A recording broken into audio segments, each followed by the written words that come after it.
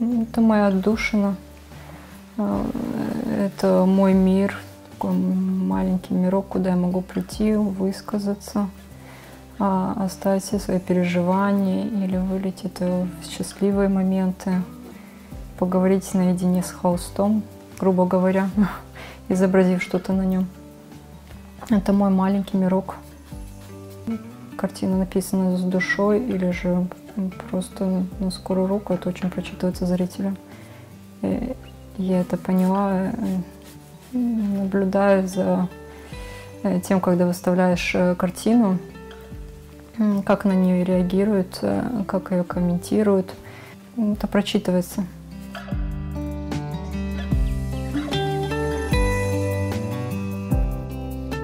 Вдохновляет меня весна и осень. Сейчас осень, посмотрите, как красиво, сколько буйства красок и цвета. Так как я люблю краски и цвет, это меня невероятно вдохновляет. И зима по-своему хороша, потому что ты находишься дома и плодотворно работаешь.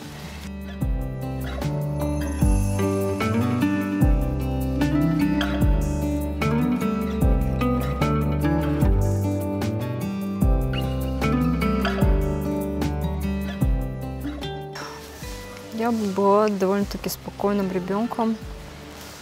В детстве очень любила рисовать. Мои родители всегда меня поддерживали в этом плане, за что я им очень благодарна. Мина Бабам родом из Душанбе, она с Самарканда. В 92 году они переехали в Джанкой. В 93-м родилась я. Мина Бабам частный предприниматель, она закончила медобразование. Они никак не связаны с искусством. И в роду у нас никогда не было художников. Несмотря на это, они всегда поддерживали меня. В 16 году я вышла замуж. Сейчас живу с мужем, родителями. У меня есть маленький сыночек, которому почти 2 года. Я прячу от него краски, потому что он любит рисовать на стенах и везде любит рисовать.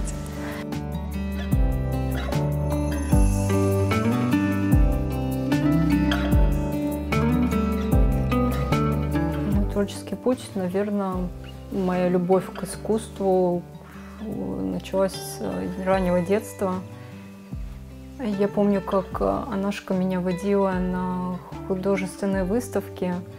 И я приходила, вставала напротив картины, восхищалась и не могла себе представить, что когда-нибудь моя картина, я достигну такого уровня, что ее смогут вывесить на выставках. И кто-то будет подходить к ней также и восхищаться.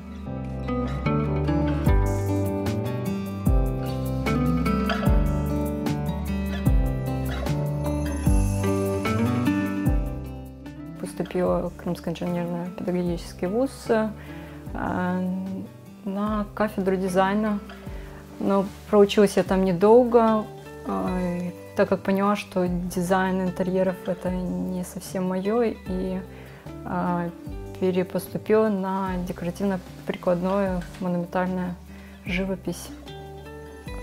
И оттуда, я думаю, началась дикая моя любовь к живописи, к цвету.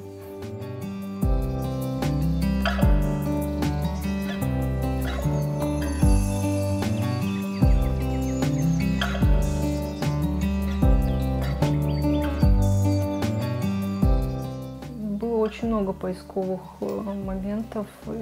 Наверное, не знаю, приходилось сколько в течение всей своей жизни шла поэтапно к тому, что сейчас у меня это вылилось в определенные образы, сюжеты. Я искала то, что будет отзываться от меня, передавать мои ощущения, мое мировосприятие.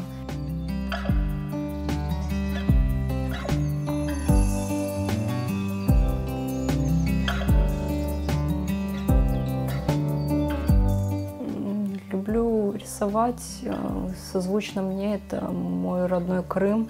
Определенно архитектурные старые очки, это прослеживается в моих графичных работах. И крымско-татарские образы девушек, парней, это можно увидеть в живописи, а также в цифровой иллюстрации. Это детские персонажи с крымско-татарским колоритом.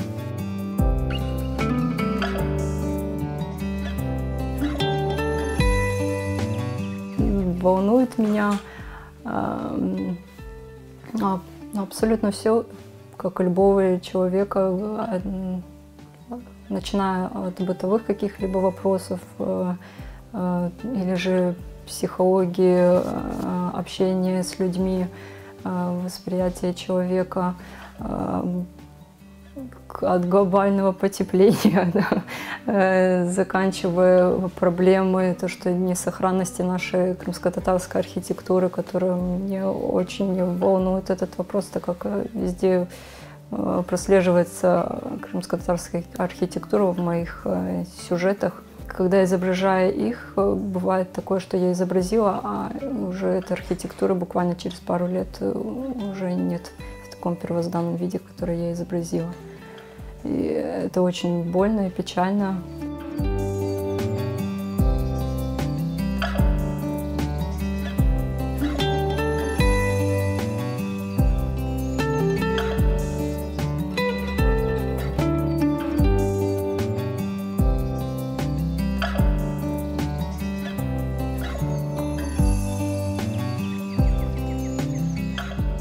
Это начиналось с детских иллюстраций. Сначала я изобразила в виде таких набросочков, потом мне захотелось это перенести на одежду, в основном детскую одежду. Я отрисовывала это все от руки, но потом немного отошла от этого, перешла на цифровые иллюстрации, цифровых персонажей детских.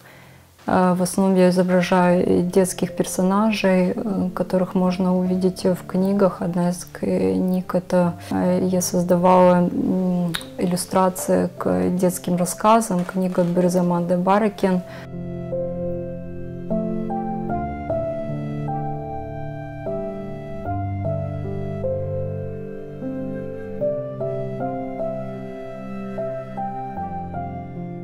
Сейчас я начала больше изображать образы, женские образы, так как они мне больше импонируют и в такой современной стилистике, но с применением крымско-татарской колористики, да.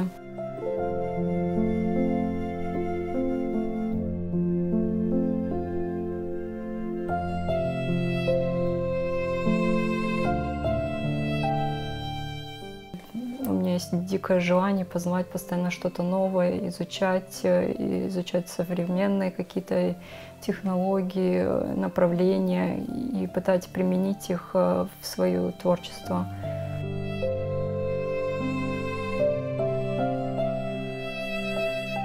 Нет, я хочу, чтобы современность перекликалась, так как все сейчас, молодежь направлена на современность, новые технологии. Я хочу, чтобы это была коллаборация, да, с нашим крымско-татарским стилем, чтобы это развивалось и дальше с ноткой такой современности.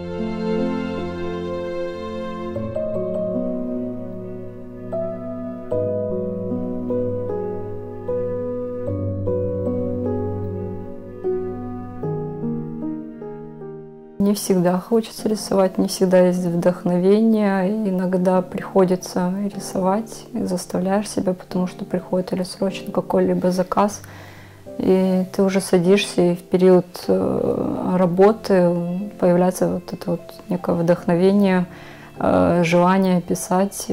Как в процессе работы возникает это желание.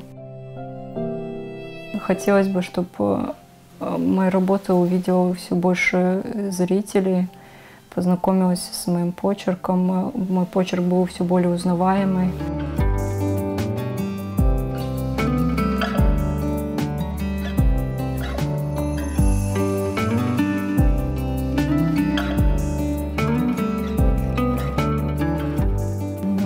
работать, еще раз работать. Как не отвлекаться на второстепенные вещи. И не принимать сильно близко к сердцу мнение окружающих. Я не буду ориентироваться, если мне сказали, вот это так-то, так-то. Ну, определенному человеку не понравилось что-то в моей работе, он говорит, поменял, надо туда что-то добавить. Нет, я на это не буду ориентироваться. Есть мои чувства, мои эмоции, которые я выливаю в определенный момент. И я останавливаюсь и вижу, что работа закончена, для меня она является законченной.